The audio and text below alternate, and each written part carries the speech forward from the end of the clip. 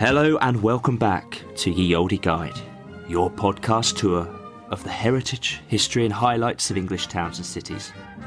We hope to share some of our enthusiasm for the less well-visited places that are nevertheless brimming with historical tales and things to see and do today. In this episode we're visiting Colchester, famous perhaps for being England's oldest recorded town. More on that to follow, I'm sure. And it's a town that seems to have suffered more waves of destruction than most, but it's a real treat to visit if you like a bit of urban history, as we do. My name is Liam McGrath, and it's now time to introduce my co-host, historian Daniel Gooch. Welcome back to the show, Daniel. And how are you as we near the close of 2021? I'm very well, thank you. I had my booster vaccine a couple of days ago. I was a little ill yesterday, but I'm all recovered today, raring to go, really ready to talk about Colchester.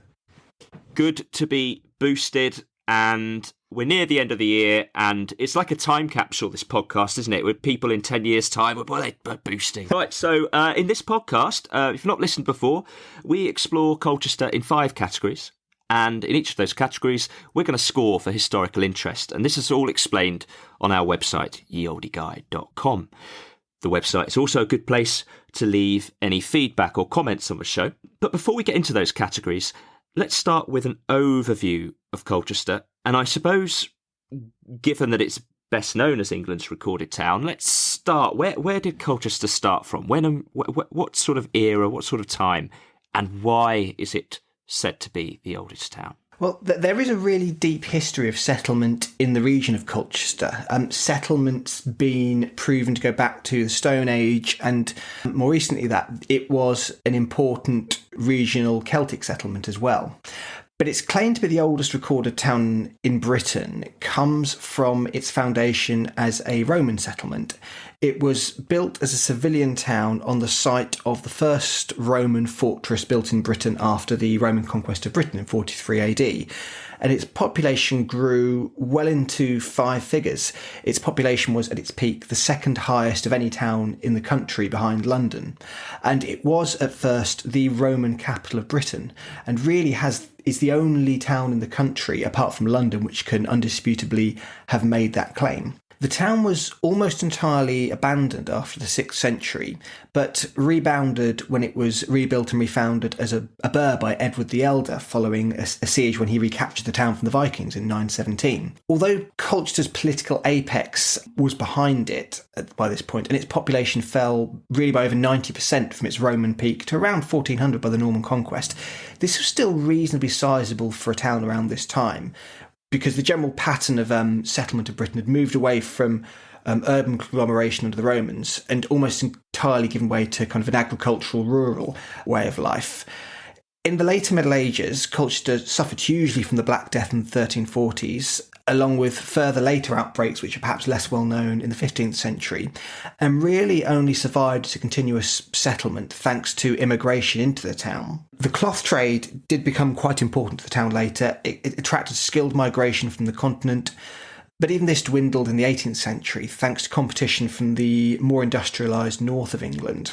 So the town became more of a kind of a regional market centre than an industrial centre, but it's perhaps most known today, as well as for its great Roman heritage, as a military town, with a garrison having been settled in the town since the 19th century. So really Colchester was one of the largest towns, the largest for a while, one of the largest town for a long time in the Roman period, Middle Ages, but it settled at a relatively small size relative to the northern cities, which exploded in size. And it's now a population of about 100,000, typical of towns in East Anglia, similar sort of size to nearby Ipswich, Chelmsford, Norwich, typical of the region. And for those who don't know Colchester, it's located in the north of Essex. I think you'd class it as being just about within East Anglia. The north of Essex has a different character to the south of Essex. I think you'd say so, and there was actually a government proposal in the mid-70s to move Colchester into Suffolk, essentially pull the boundary of Suffolk further south. And what we're left with is a very pleasant, large town, and we're going to hear more about it as we explore the categories,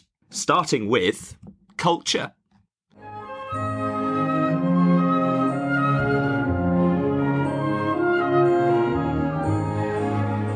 In this first category, culture, we explore the legacy of the town we visit in the arts. And really, we're looking for exceptional influences that go beyond the town, that have a national or international influence. Now, I'm a fan of 90s Britpop, so I know that Blur originated from Colchester, but I can't think of much else. What other cultural influences Colchester had? Well, I think we have to start by talking about some famous nursery rhymes, because Colchester has fairly close links, some more tenuous than others, though, to three fairly famous nursery rhymes. We'll start with Twinkle, Twinkle, Little Star, which I'm sure pretty much everyone who listens to this has heard of, which is said to have been written by someone called Jane Taylor in Colchester.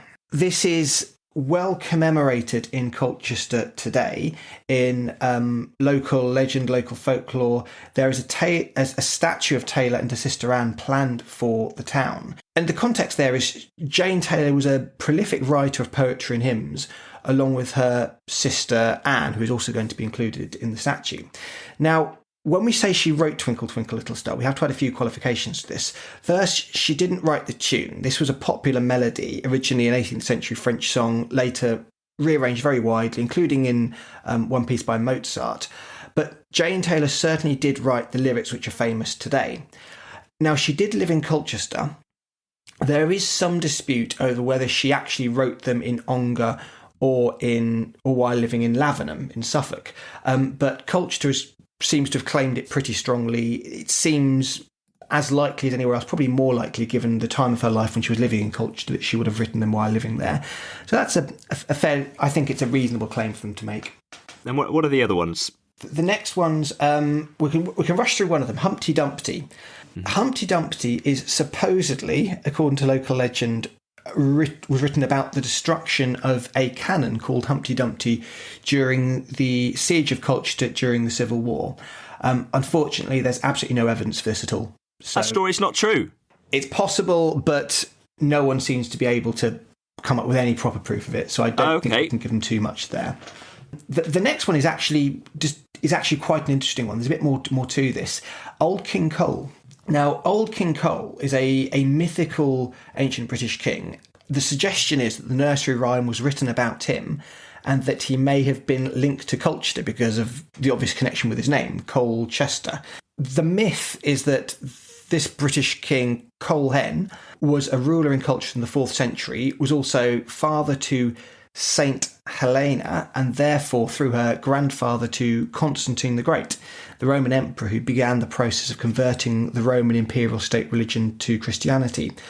Unfortunately, this is pretty much definitely complete nonsense. There's no evidence whatsoever to link Cole or Helena or Constantine with Colchester in this way. It seems just to be an oral tradition based on this kind of folk etymology of linking the names of Colchester with coal, despite the fact that Colchester was actually spelt Colchester with an N and an E until the 10th century. So we can't really give them that. It's just a coincidence of names. But interesting legend. Two out of three of the nursery rhymes, the Ye Olde guide is calling nonsense on. No, but they're interesting local stories. They're kind of wide. The stories and legends themselves are at least part of local folklore. So I think it's interesting to bring them up into. Okay, well, Twinkle Twinkle Little Star is a nice song, isn't it? Okay, let's move on. As you can tell, I'm not that impressed by the nursery rhymes. We'll move on. What else? Who else have we got from Colchester? Well, this will impress you because you mentioned them earlier. Blur, the Britpop band Blur. That's more like it. Yes. Two members of the band Blur.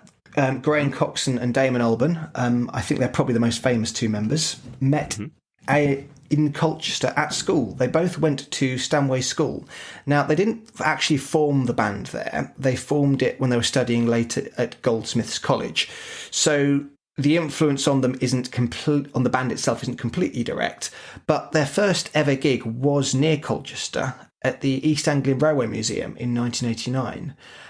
They also played a secret charity gig at Colchester Sixth Form College in 1994, which was organised by the two bandmates' former music teacher. So there's clearly an ongoing personal link there for them. That's a good fact. And when I was a child, I went to the Colchester Railway Museum, and I never knew that. That's fascinating. Blur had their first gig there. What's your favourite Blur song? I'd probably say Song 2. I'm not a massive Blur fan. Song 2. That's crowd pleaser. Okay. Yeah. It's got coffee the and best. TV. I like a good distorted guitar, so that's the one I'll pick. Brilliant. So we've got Blur, we've got nursery rhymes. Any other sort of artistry, cultural exports from Colchester? Daniel Defoe, who seems to come up quite a lot in Ye Olde Guide because he's such a prolific travel writer. Friend of the podcast. He is a friend of the podcast. But it's a slightly different thing on him today. He actually had lands in Colchester from 1722 and may have lived there. Contrary to local legend, he definitely didn't write his novel Moll Flanders there. But nevertheless, Moll Flanders the book is partly based in Colchester. Now, the home he leased in Colchester was rebuilt by his daughter. It was then severely damaged by fire in 2009, and unfortunately the council allowed it to be demolished and replaced by new housing later. So that tangible link has gone, but there's still an intangible link in his writings. In another literary link is 1984. Very quick one, this. It's the only British town given explicitly as the target of a nuclear attack in 1984 by George Orwell. And now that's a cool reference. I wonder what George was thinking. Was it maybe a Why fancy... Colchester? Did he not like Colchester, or did he? I suppose he liked Suffolk, didn't he? He named himself after the Suffolk River. Maybe he liked Colchester. Maybe it was a local rivalry, or maybe he was just remarking what a tragedy it would be to blow Colchester up. Could be that. So the final thing we have to mention is, just a quick one, it's the University of Essex, which is based in Colchester. Its acting school has some pretty notable alumni. Among them are the director Stephen Daltrey, who directed Billy Elliot, The Hours and the Reader, plus Mike Leigh. We should temper this a little bit because although the degrees are awarded by the university, the school itself is some distance from Colchester, more in kind of the London region of Essex than the East Anglian region of Essex. So It only gets minimal credit for that, unfortunately. Okay, but it's a few famous names that we can associate with Colchester. Shall we go on to the scoring? Michelle, do you want to go first, or do you want me to? I'm happy to go first. By all means. I mean, look, you're not going to be surprised to hear I'm not so impressed by the nursery rhyme stuff. Yeah, nice story, but I wasn't impressed. But I am a fan of Blur, and I was. There's a list of people, aren't there, associated with Colchester that we've mentioned there. Not much fame from Colchester except Blur that's really well known.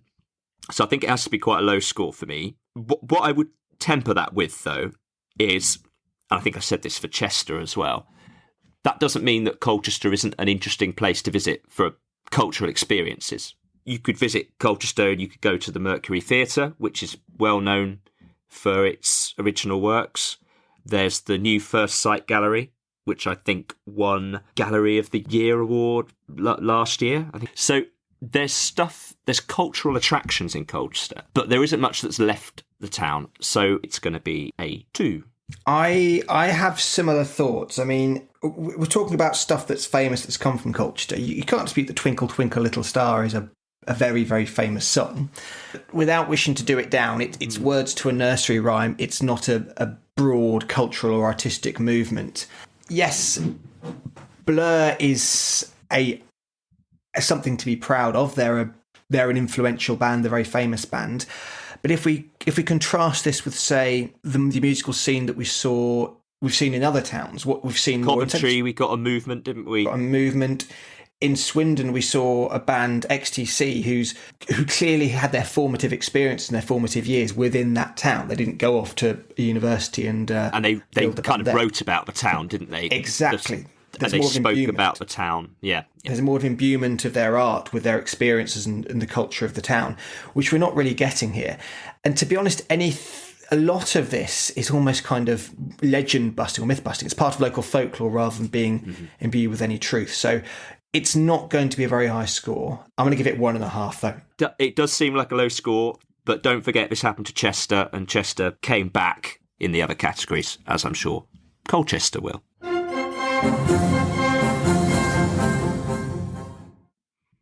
The second category is politics and war, and in this section we look at the impact Colchester has made on political history. And clearly, as the oldest recorded town, Colchester has played a major role. So let's start from this.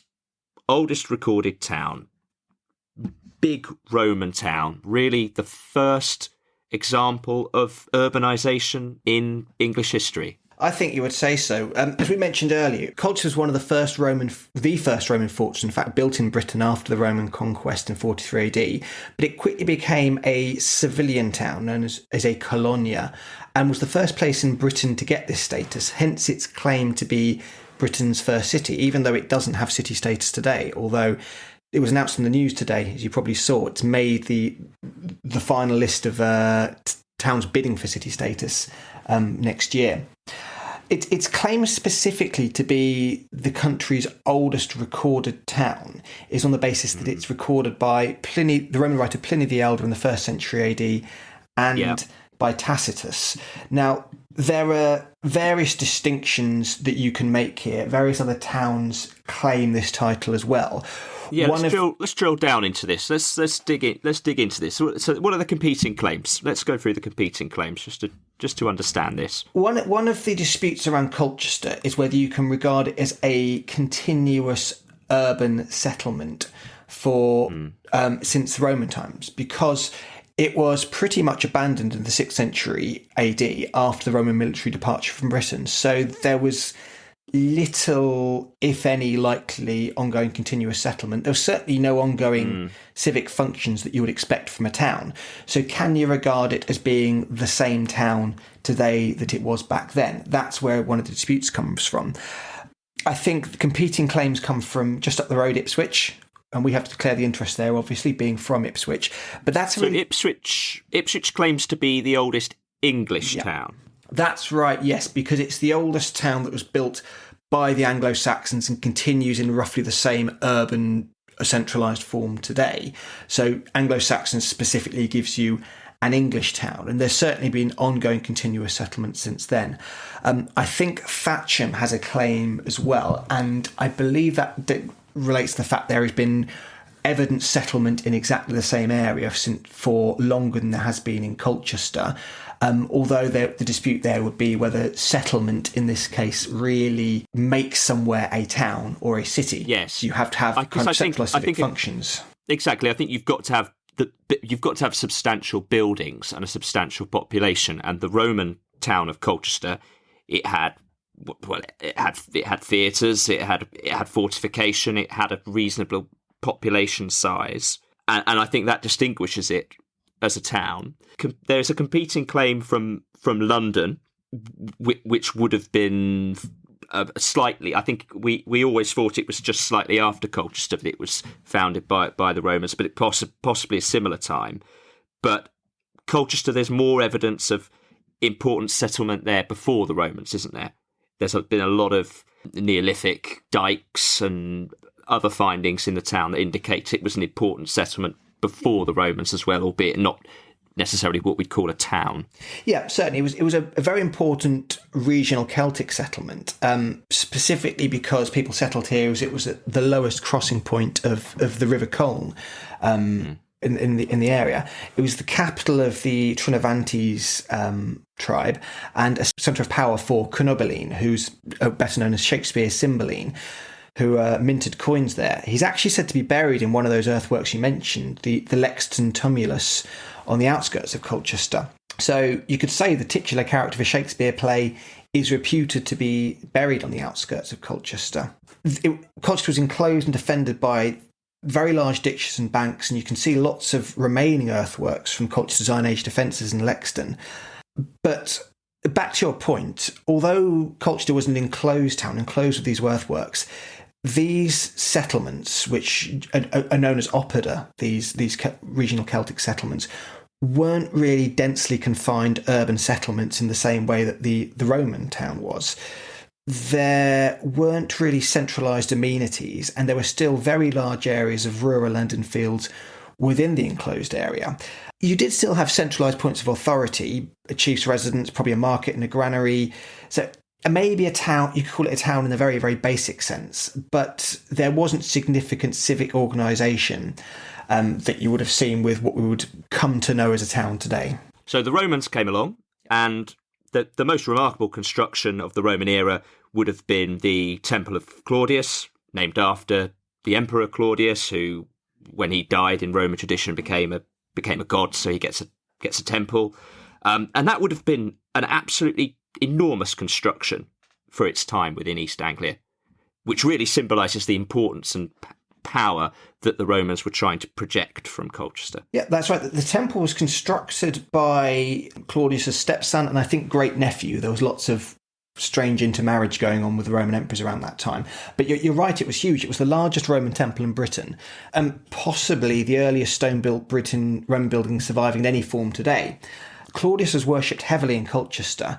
I don't know if you ever watched the old fantastic BBC drama I, Claudius, but there's an episode of that, a late one, called A God in Colchester, when he becomes Yeah, of course. he becomes a god to the people of Britain. The foundations of the temple survive today below Colchester Castle. This is actually the reason why the castle keep is so big, because the keep is built on the foundations of the old temple. Unfortunately, you can only see it on guided tours these days, but it's all still down there. But incredible that you can see it. So it's, that in itself is a reason to go to Colchester for me. So the Temple of Claudius is burnt down, though, isn't it? In the first sort of big destruction of Colchester. Well, yeah, the fall of Colchester really comes for a few reasons. The most exciting reason is burned down by the Boudiccan revolt of the Iceni, along with the Trinovanti tribes of native So the Trinovantes were the big tribe that were occupying, that you mentioned earlier, occupying Essex and the south of Suffolk. So they were this big tribe. Yeah. They've been booted out by the Romans, and then they're coming back to get their revenge alongside Boudica. Well, booted out might be a simplistic way of putting it. There was lots of mutual cooperation going on between local tribes and Roman invaders. But not to get too bogged down into that, yes, there was a revolt. And as part of that, the Roman town was laid waste, really burned pretty much to the ground by the Boudiccan revolt. But that wasn't the only reason why Colchester fell as the capital of Roman Britain. It also lost out to London, or Londinium as it was to the Romans, for practical reasons. It wasn't very well connected. It lacked a seaport, so didn't really make a good capital. So London, which had these much better connections to the sea and to the countryside around it, made a better provincial capital of Britain. But Colchester still remained a sizable city after this. In the 3rd century AD, it was still probably the second biggest town in the country, with around 15,000 inhabitants, only behind London with 30,000. Clearly, the two have drifted well apart since then, but the idea of Colchester as being the second biggest town in the country is a really striking one. Then you mentioned when we were discussing the oldest town that Colchester basically went back. It lost a lot of its population when the Romans left. So the Romans left when the 5th century, around then. Yeah, around then. Sort of the contraction of the Roman Empire due to a combination of climate change, plagues and incompetence. So the Romans left, and Colchester just becomes, it loses its scale, it loses its size, it sort of regresses back almost. Yeah, it was the largest town in Essex for quite some time, but it was, again, connections were the problem. It was a bit too far to the northeast of the county to be an administrative centre. So Chelmsford has always been the county town, and Chelmsford since more modern times, since 1914, has been the seat of the Bishop of Essex. But that doesn't mean that nothing has happened in the meantime. Some battles of significance have happened here in military terms. There was a small siege here in 917 when the Anglo-Saxons, as told by the Anglo-Saxon Chronicle, under their leader Edward the Elder, besieged the town, which was held by Viking forces at the time. Edward the Elder recaptured it, basically killed everyone who hadn't run away, and repaired the city and refounded it as a fortified town, a fortified burh at that point. After then, moving on to 1216, you've got an incident in the First Barons' War. Now, we're going to talk about this a lot more when we come on to our Lincoln episode in 1 or 2 episodes' time, because the Battle of Lincoln was much more significant then to this war. But to give some background, essentially, the leading barons rebelled against King John in conjunction with the son of the French king whose forces invaded. Now, as part of this invasion, the French forces took Colchester Castle, but John besieged it and recaptured it. And the final battle I want to talk about that relates to Colchester is the siege of Colchester during the Civil War. Now, we talk a lot about the Civil War in this podcast. It sometimes feels like I'm talking about it every single time, like everywhere had some kind of siege or battle. But the destruction that was wrought on Colchester seems to have been particularly heavy. Daniel Defoe, who, as we mentioned earlier, may have lived there for a while, wrote, "It still mourns in the ruins of a civil war, during which, or rather after the heat of the war was over, it suffered a severe siege. The battered walls, the breaches in the turrets, and the ruined churches still remain. Specifically on that last point, many of its 16 churches were heavily damaged, and another writer wrote 50 years after the Civil War that their churches were a sad monument to this day of the civil wars. And to talk specifically about some of the events of the Civil War, initially a parliamentarian fort was built on hilly fields in Lexden, which, as we mentioned, is where the Celtic earthworks defending the town were. The siege lasted 11 and a half weeks, so it wasn't a quick event by any means. Goodness me. Once it was over and the Royalist forces surrendered, the Royalist commanders were executed on the spot, and there is an obelisk in the castle grounds today which marks exactly where this happened. There are still marks of destruction all over the medieval remnants of the town. One particular highlight of this is at St Mary at the Walls Church, and on top of that, cannon were fired, and you can actually see the different brickwork that was used to repair the top of the church due to the damage of the Civil War. But after the Civil War, the political centre of gravity of Essex, as you say, really moved to Chelmsford, perhaps unfairly. Future episode on Chelmsford, it can defend itself. So Colchester has not so much to say in terms of political and military history going forward into the modern era, except perhaps this importance as a centre for the army, as a barracks in modern times. I think that's probably reasonable. George Bradshaw, another friend of the podcast, sums it up well. Even writing in the 19th century, said it was formerly an important town, which sounds very much like damnation with faint praise. But no question, it is an important military garrison. It's been, as we've seen, an important military centre even to the Romans as well. But in modern times, this really starts with barracks, which were built for the Napoleonic Wars and as the headquarters of the Army's Eastern District in the early 19th century. They were intended to play a key role had there been an invasion of Britain. Now, permanent barracks were built later in the 1850s and the 1860s, and partly as a result of this, partly as a result of the railways and general industrialisation and economic growth, the population of the town tripled following this. So, at least in part, I think we could probably say it had a tangible impact on the population and the culture of the town. To this day, the army still makes up a really large and visible presence in the town, and currently Colchester holds the army's corrective training centre. This is basically the army's prison. It's where armed personnel from all the armed forces are sent for detention after they've been sentenced for any crimes. So even today, it's still an important town to the military. Yeah, and there's extensive barracks sprawling across the sort of south side of Colchester. So an important centre. And then finally, I think we wanted to mention again some of the alumni of the University of Essex. It's quite famous for its social sciences, isn't it? That's right. It's definitely had a high contribution to the academic pursuit of sociology. And actually, I think its tradition of alumni really does belie even a moderate reputation. It's got two Nobel laureates among its alumni. It's got Oscar Arias, who's the former president of Costa Rica, Nobel Peace Prize winner in 1987, Christopher Pissarides, who won the Nobel Prize for Economics in 2010. Also, notable politicians of recent years, John Bercow, Virginia Bottomley, Priti Patel. Priti Patel's the current Chancellor of the university, plus the foreign ministers of Iraq and Slovenia, the former Greek finance minister, politicians from many other countries and parties, Labour MPs, Tanzanian and Taiwanese politicians.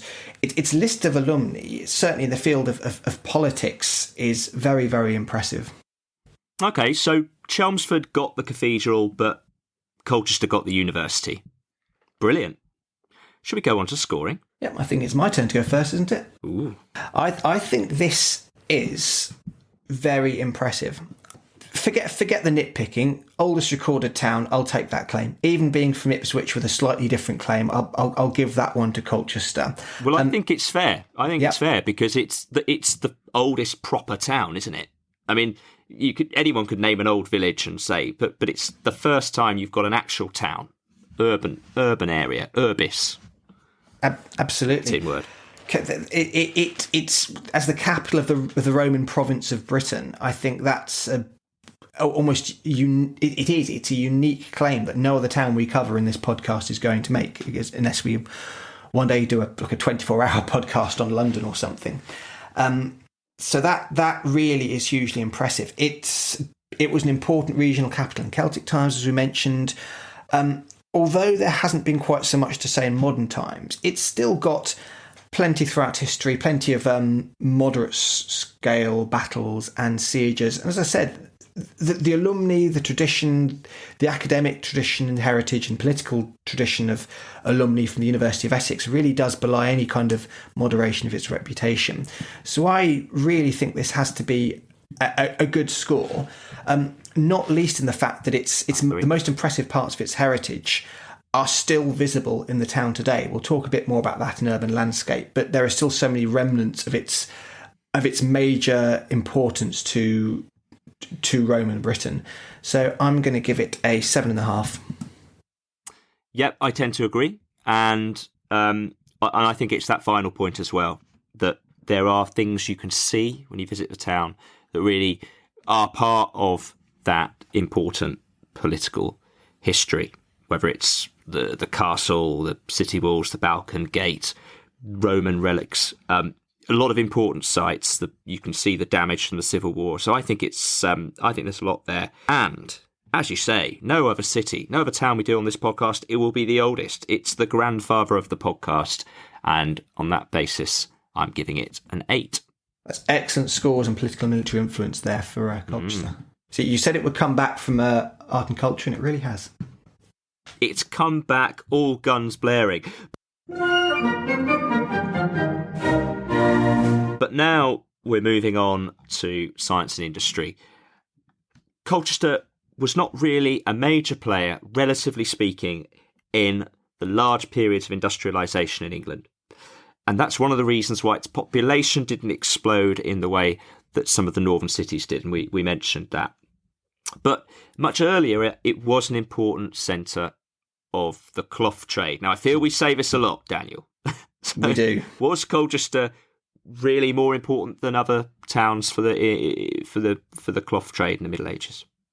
I would probably look at this in a slightly different way. Rather than looking at the importance of Colchester to the cloth trade, more the importance of the cloth trade to Colchester and what unique aspects it imbued on the town's culture. Okay. Now, to give some background to it, the cloth trade started really with specialisation in Colchester in the late 12th century, and this helped the town to recover later from the destruction that we mentioned earlier wrought by the Black Death by encouraging migration to the town. So really the cloth trade, by encouraging migration at a time of massively depleted population levels, was hugely important to keeping Colchester going as an ongoing continuous urban settlement. Now, wool became the main industry in medieval Colchester, which was enabled by the trade possibilities through its port on the Hythe. But finished cloth became far more important after this and continued for some time. The travel writer Celia Fine's comments on it as being very locally important in the 17th century later declined due to competition with the industrialised north. Some of the legacy is still there today in the restored Bourne Mill, which you can visit today. This was originally built as a fishing lodge, but used later for cloth fulling, which is a form of kind of pre-industrial cleaning process for cloth. But one of the most interesting influences that the cloth trade had in the town was in the arrival of Flemish weavers in the town in the late 16th century. Now, these were part of one of the largest groups of refugees from religious wars on the continent going on at the time. They were spread in various settlements around the country, including several in East Anglia, but at least 500 Flemish people had settled in Colchester by 1575. Hence, one part of Colchester, which still has lots of its original Tudor buildings, is even known today as the Dutch Quarter. And by 1622, it was estimated that close to the 20% of the town's population was of Dutch origin. And what they brought was new skills to the cloth trade in the town, which enabled the cloth to be sold internationally, particularly to Spain and Portugal. One of the things that did for the town was not just competition from the industrialised north, but lower demand from the international export market. A bit like what we saw on the Coventry episode. Really, we see here the dangers of relying too heavily on one particular industry. The devastation wrought on the Colchester suffered as a result of the collapse in the industry wasn't quite as bad as in Coventry, because service and consumer industries had grown up around the cloth trade and helped absorb some of the damage. But still, it was not a pretty time for people involved in that industry when the market collapsed. And if you read the history of Colchester over that period, you read of various recessions and what was done to keep the townsfolk from becoming too destitute, and early forms of sort of state assistance. And that would have been all over the country. And we mentioned a bit of that in our Coventry episode. Another major trade worth mentioning is the oyster trade. Good oysters from Colchester. Absolutely. Colchester was known for its oysters by the 17th century, although actually oyster fishing was going on in the region as far back as Roman times. Tons of oyster shells, Roman oyster shells, have been excavated in and near Colchester. In fact, one large deposit of shells was found by the Balkan Gate in the surviving city walls in the mid-70s, which archaeologists have concluded probably came from a roadside stall set up there, which was selling oysters to people passing by. Now, moving on to more modern times, Daniel Defoe again was very complimentary about Colchester's oysters.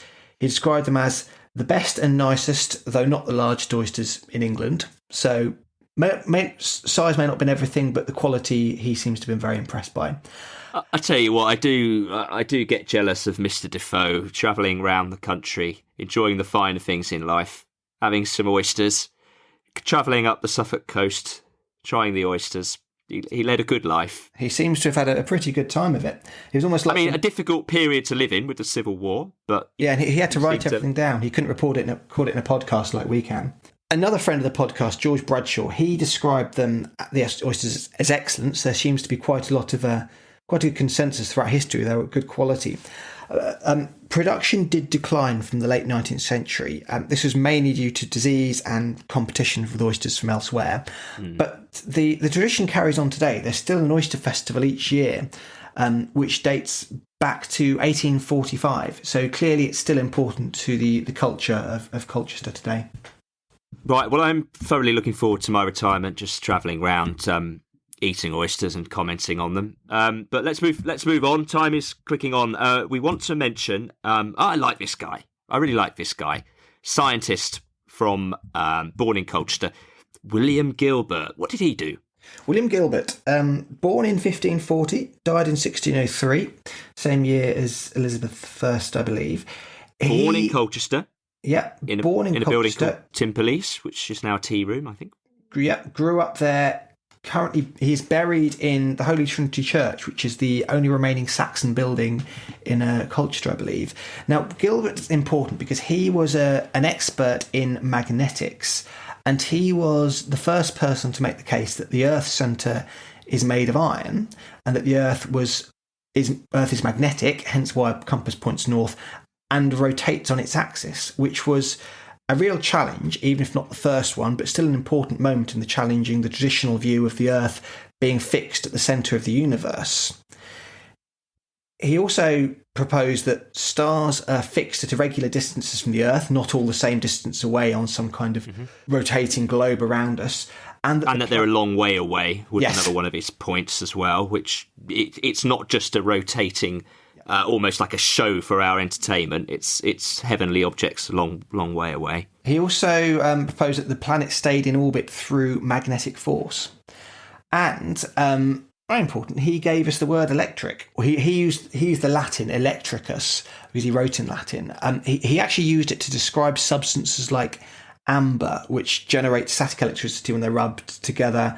And the word had been used before, but he was the first to use it with this specific meaning with regard to amber and the static electrical charges that they give off. So very important to the history of electrical study and investigation. And indeed, he ended up with a unit of measurement named after him, the Gilbert, some kind of rotational magnetic torque. I can't pretend to understand it. So a very impressive character, but born in Colchester, went to Colchester Royal Grammar School, but studied in Cambridge and moved away. So, and I'm sort of moving on to scores here, if that's okay. Yeah, by all means. So, absolutely brilliant, but it's not like when we did the Bath episode and William Herschel discovered Uranus from his back garden in the middle of Bath. Gilbert did most of his science outside of Colchester, so it's less of an important global scientific influence than we've seen in other examples. I think what you've said about the cloth trade is interesting. It's clearly, as you said, it's made an important impact on Colchester. It's sustained Colchester, as did the oysters. But these are not big things. These are not famous things beyond Colchester. And apart from the Bourne Mill, which is beautiful, and some of the Tudor buildings that you see, there's not much that you go to Colchester to see. So I think it's going to be 2. I think this point that there's lots that the industries have done for Colchester, but what has Colchester done for industry? Not a huge amount. I think you're right. William Gilbert is probably the one person the one aspect we've picked on where there is something more influential that's come from Colchester. Admittedly, yes, he didn't study in Colchester, but clearly there must have been some formation of his interest in Colchester to have had his early education there, to have born and grown up there. Clearly the town of Colchester must have been important to him. And he's, as we said, he is still buried there. You can still visit his burial place if you want to. I know you mentioned there's little influence on the town today, or no reason to visit the town as a result of the industries, but you do have the Dutch Quarter, the Tudor buildings there. I know they're not the biggest tourist attraction, but if you happen to be there, they're worth popping along to. And I've never been to the Oyster Festival, but it sounds great fun, so you probably could pop along to that if you wanted to. I'm going to give it a little bit more because I think William Gilbert was a hugely important figure, and I think Colchester deserves a bit more credit. And I also really like the fact that its industries have this local cultural tradition. As we've seen in some of the other categories, Colchester seems to have carried on this folklore, this tradition in its own way, even if they don't influence on the world around them. So I'm going to give Colchester a 3.5.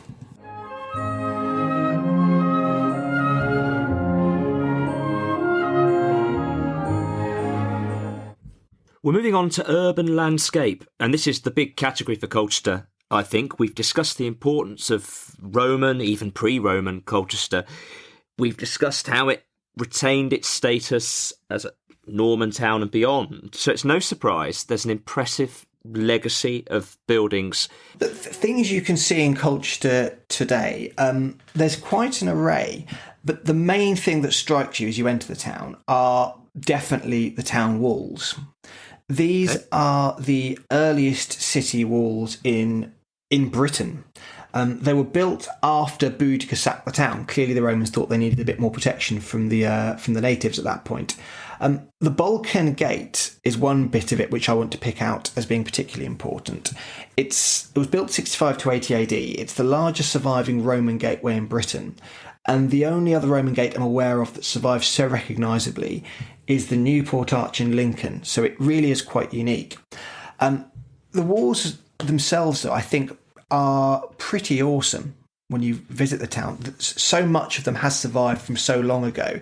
Now, they couldn't possibly be as imposing or as impressive as, say, Chester's walls or York's walls, because they're from a completely different era. They're from well over a millennium before the walls in these other towns that we've visited were built.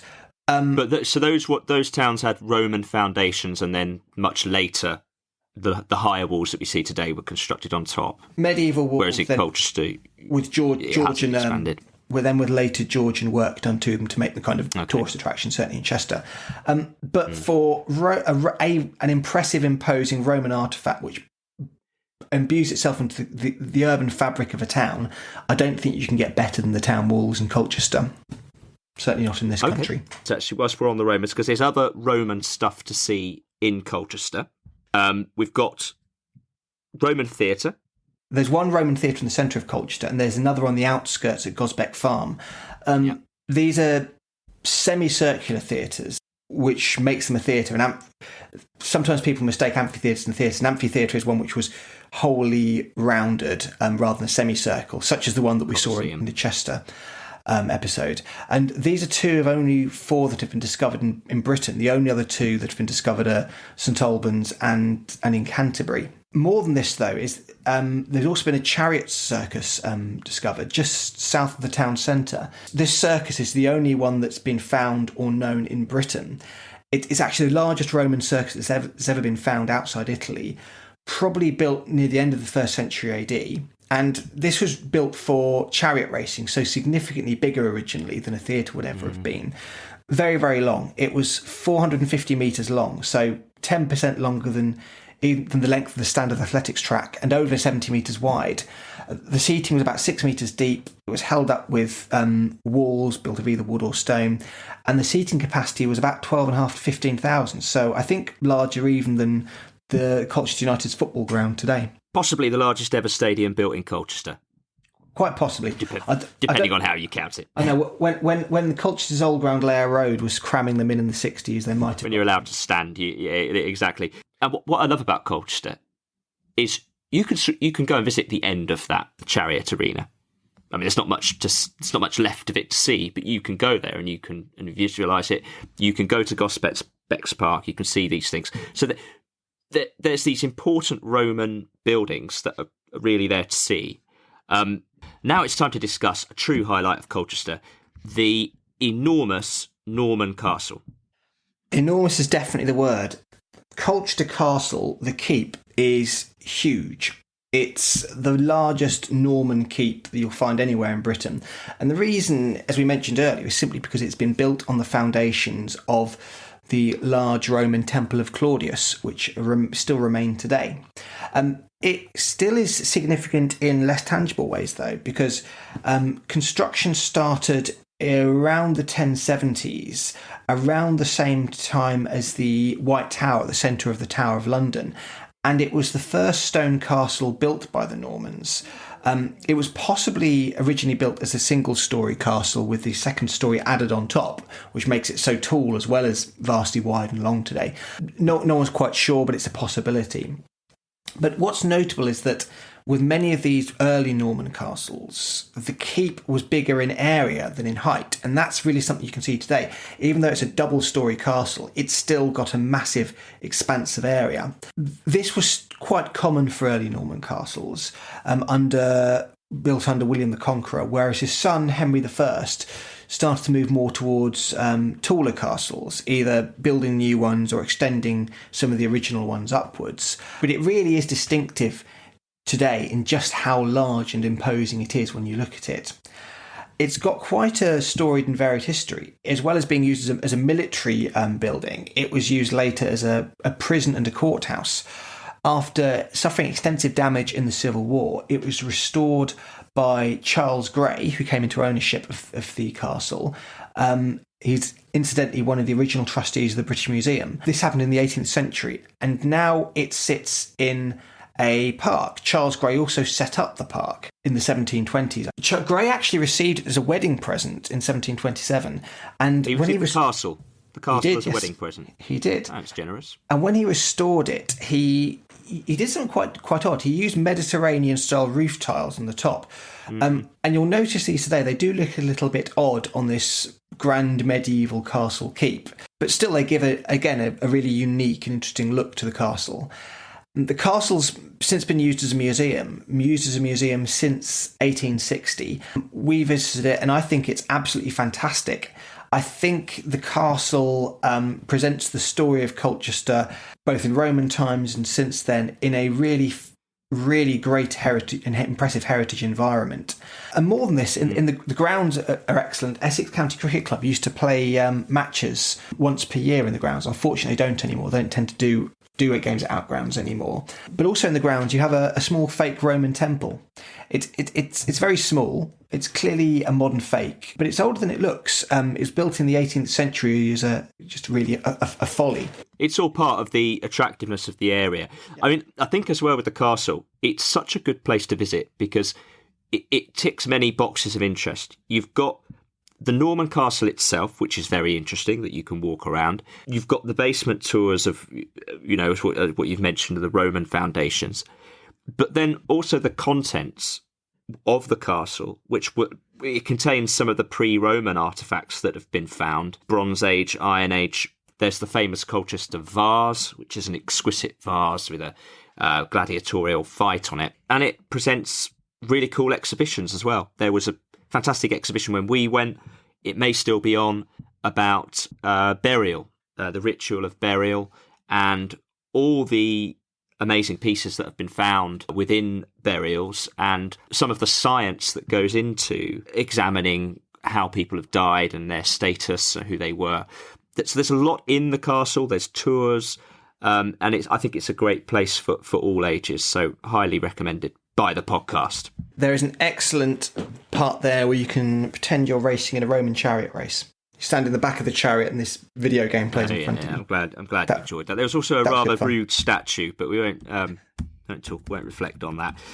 Let's talk a bit about some of the medieval buildings. There's quite a few. Let's talk about some of the religious buildings. I actually think we can go back a bit further than the Middle Ages to begin with, because Colchester has potentially the remains of the oldest Christian church in Britain. This is next to the police station on Butt Road. It is thought to be the foundations of a Roman Christian church from the 4th century AD. The foundations have been uncovered and you can visit it now. Now, the reason I'm saying potentially and might be is because we can't say with absolute certainty that it is a church. It might actually be a pagan building.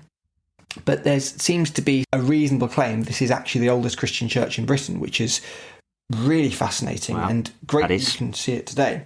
Moving further onto Saxon times, not many Saxon buildings that survive in Colchester. In fact, there's only one. Again, a church. This is the Holy Trinity Church. The tower is Saxon. It's got a very clearly Saxon style to its architecture when you walk past it. But there is far more that survives from the Middle Ages. Lots of churches, but a couple of other religious buildings are St John's Abbey Gate. This was built around 1400 AD and is the last remnant of St John's Abbey. And that's impressive. The ruins of St Botolph's Priory as well. Now, this is founded in 1100 AD, and this was Britain's first Augustinian monastery. The priory was built in kind of a Romanesque style, which you can still see today in the ruins. But beyond this, there are lots of medieval churches which have been deconsecrated, no longer used for Christian worship, but have been repurposed for other uses. There is one, Holy Trinity Church is used as a market and cafe.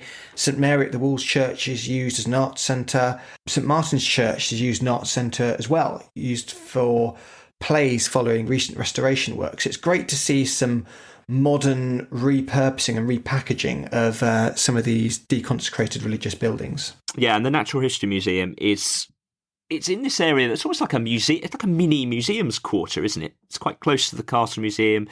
There's a collection of small museums. The Natural History Museum itself is very pleasant. It's got a short exhibit on the Colchester earthquake, largest recorded earthquake in the UK, 5.2 on the Richter scale. 1884 did a bit of damage. That's covered in that museum. And the Holy Trees Museum, which covers domestic life. So there's plenty to see in that sort of mini museums district. Is there much in the way of Georgian architecture? If we're talking about kind of your standard neoclassical Georgian styles, not a huge amount that you would notice. There's not that's in this kind of extravagant or imposing Baroque or Palladian style that we've seen in other towns or cities. There is some evidence of these styles, though. If you look at West Stockwell Street, there's a couple of buildings there, numbers 59 and 60, which are collectively listed and merged together despite being separate buildings in this kind of palatial manner to look greater than the sum of their parts, to look like a grander building together than each of them is separately. This is a bit like the housing we saw on Great Pulteney Street when we went to Bath, albeit on a much smaller scale, but still with neoclassical features such as Venetian windows and a triangular pediment above the two buildings. The social context for Georgian reconstruction really lies in the service and consumer industries that had grown up around the cloth trade in the 1700s, which we mentioned in the science and industry section. Around this time, Colchester developed its own really social scene, as many provincial towns did. Had its own assembly rooms in a pub called the King's Head in the 1730s, a 200-seat theatre by 1764. Several churches were built, renewed or rebuilt, including St Mary at the Walls Church, which was built in 1714, which incorporated, it had a landscaped gravel walk in its ground lined with lime trees, a very, very much a Regency or Georgian feature that you would get in townscapes around that time. So although not as much as you would have we've seen in other places, there's still some social and physical evidence of this in Colchester. But when you visit Colchester, and I'm sort of coming on, sort of wrapping up about the impressions that you get of the urban fabric when you go there, overwhelmingly there's a lot of Victorian buildings in common with many British cities. That's what you'd expect. You've got the towering jumbo water tower, for example, which is a well-known and prominent feature on the landscape. A lot of the housing is Victorian, but the street structure retains that Roman feel, doesn't it? You think of Colchester High Street running all across the town, leading up to the Balcone Gate. You still get that sense, don't you, of the planned Roman city. And I think you still get a sense of containment of the city within the walls. I think when you approach the town, you feel like you are entering something that is walled off, something that is contained, a specific urban environment. And certainly the centre of the town is still really demarcated by those walls and by the castle at its centre. So I think the urban and physical heritage of the town really still does demarcate its centre and its core today in a really real sense. It's retained quite a small scale. I will give an honourable shout out to the University of Essex campus, which is a fantastic example. But brutalism, a post-war university campus. So if you're interested in 20th century brutalism, that's worth a small detour to have a look at how a post-war new university was built. Echoes of the University of East Anglia campus in Norwich there as well. So can we go on to the scores? I am going to pick out the things that are impressive about Colchester. I'm going to start with the castle because it's the main reason to visit Colchester. I think we are incredibly lucky that something so large, so important, so unique, so imposing has survived from that period. Many of the early Norman castles were wooden, and they certainly weren't as big as that one is.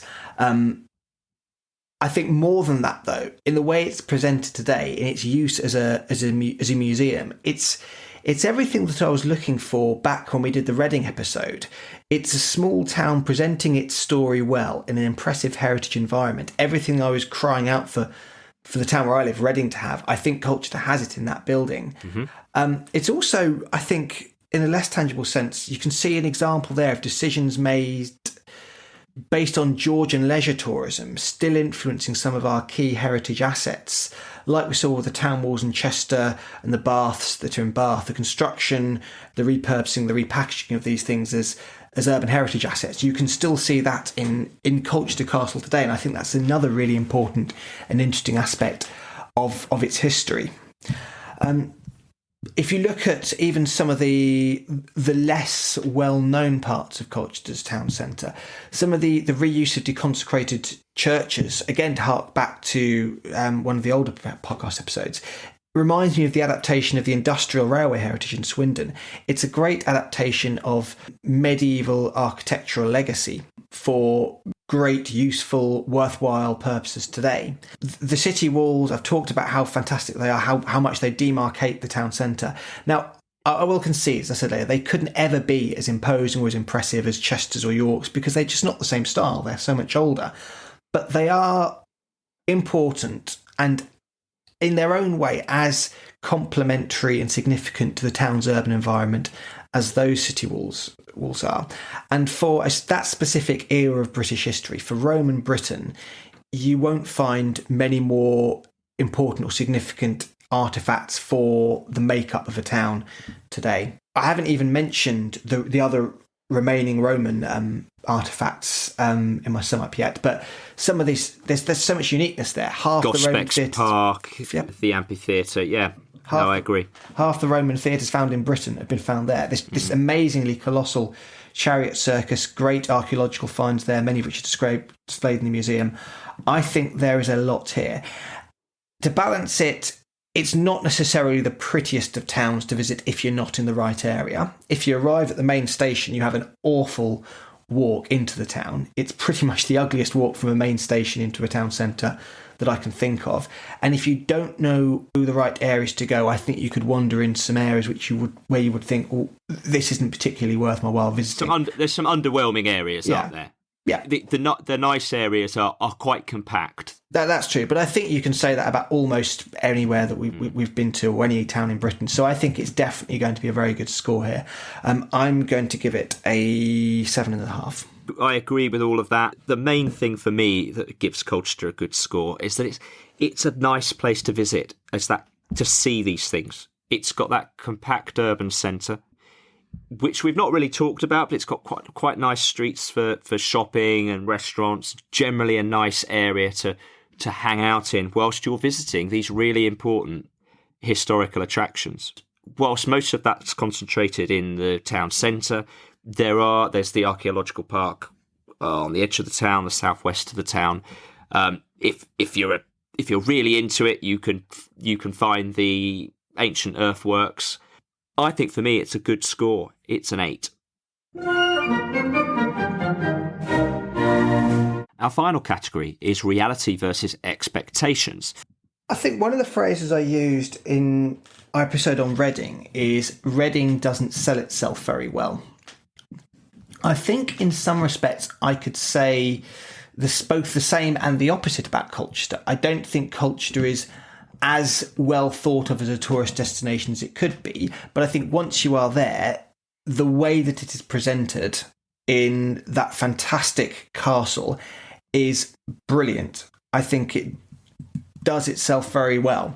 And I suppose that's really the nub of reality versus expectations. You could not expect to have a great day in Colchester, and you will still have one. There is a lot to see in that museum, so much more to explore around the Celtic earthworks if you want to get out, so much around the Roman history and heritage, and so much to learn about as well. I'm going to temper this because I couldn't see myself spending more than at most a weekend in Colchester. Once you've got past the main things to do, is there a long legacy of a cultural scene? Is there a long legacy of... is there a huge amount of architectural interest beyond the main compact town centre? Potentially not. I think it has its limits, really based on the amount that there is there. But what there is really excellent, and I would encourage anyone to go there at least for a day. So for me, definitely positive. I'm going to give it a 7. I think Colchester exceeded my expectations. The town has got a history that covers so many periods of ancient history, and it's a town that's faced numerous waves of destruction. Boudica burning down the Temple of Claudius, attacks by the Danes, the Civil War siege, the plague, hit enormously by the plague, the earthquake. It's a town that's had lots of things happen to it, and yet it's come out as quite an attractive town centre with lots to see and do.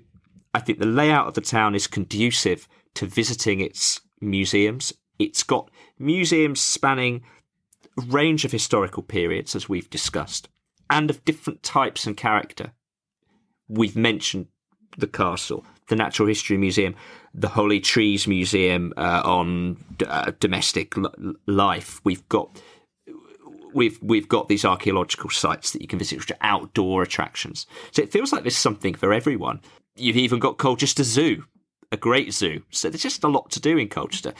I agree with you. It's not big. You probably wouldn't spend more than a couple of days there. But I think as part of a holiday that might encompass nearby Constable country or Ipswich or the Suffolk coast, I think that could be a nice trip with lots to see and do. And I think perhaps when we talk about areas being underrated, I don't think these are the most well-known places, but that to me would make a good domestic holiday.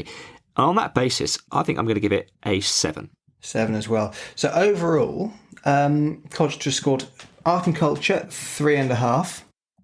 For politics and war, 15.5. For science and industry, back down to 5.5, but architectural and urban heritage 15.5, reality versus expectations 14. All those were out of 20. So its total out of 100 is 54. So a positive score overall for Colchester. Well, I'm afraid that's all we've got time for. I hope you enjoyed Colchester as much as we did. And Daniel, what's coming up next on the podcast?